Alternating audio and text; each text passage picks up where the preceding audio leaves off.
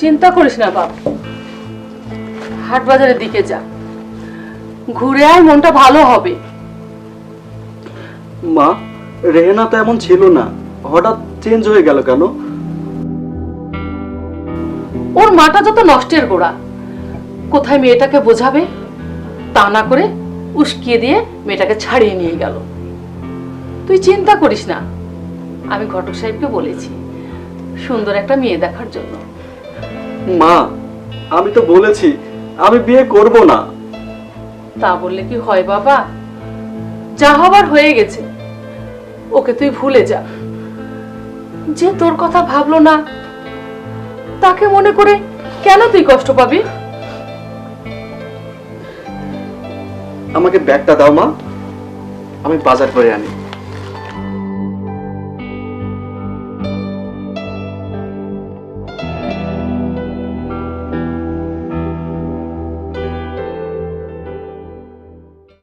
শোন জাহিদ, তোর বোনকে যদি রাজি করতে পারিস তাহলে আমি তোর পুরাতন দেনা 5 লক্ষ টাকা সুদসহ মাফ করে দেব। আপনি উদার মনের মানুষ ব্যাপারী সাহেব।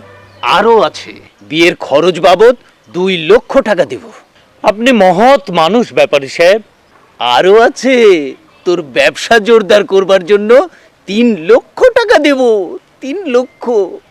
ব্যাপারী সাহেব দয়ার সাগর। এবার বাড়িতে যা, বোনকে রাজি কর। যা। আমি এক্ষুনি যাচ্ছি ব্যাপারী সাহেব।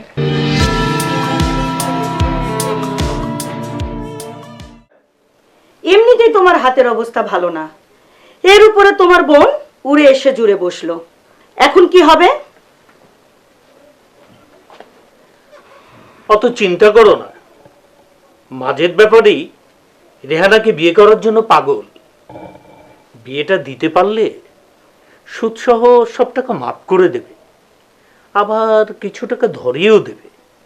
ওই বুদ্ধা বেটার সাথে রেহানা বিয়েতে রাজি হবে? তাছাড়া শুনেছি ওর আগে আরো 2টা বউ পালিয়ে গেছে। তাতে কি হয়েছে, যেভাবে হোক রেহানাকে রাজি করাতেই হবে। আচ্ছা ঠিক আছে, তুমি যেটা ভালো মনে করো। দিনরাত কি শুধু মোবাইল দেখবে নাকি কাজ কাম করবে? কাপড়গুলো ধুতে বলেছিলাম, ধুয়েছো? আমি এক্ষুনি যাচ্ছি ভাবি।